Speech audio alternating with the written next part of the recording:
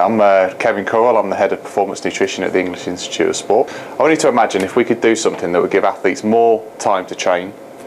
When they do that training, they can get more out of the training they're doing, and when they stand on the start line ready to compete, they can get the most they possibly can out of their performance. Because at the English Institute of Sport, that's how powerful we believe that food is.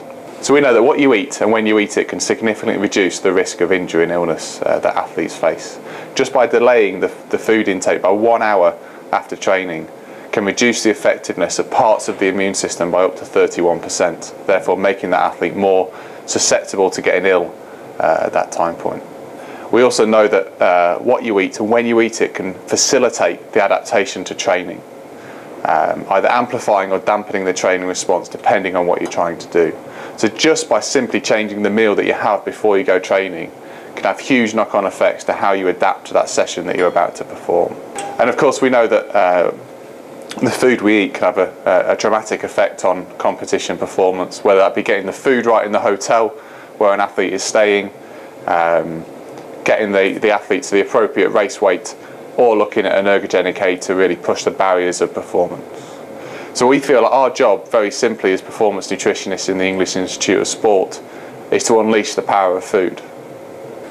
So how do we go about unleashing the power of food? Well, first of all, everything we do must have line of sight and performance and making sure it's having a performance impact. And we can really do that in two ways. One is to influence the sport at a strategic and cultural level, where we can put in strategies in place that influence all the athletes and coaches within a sport.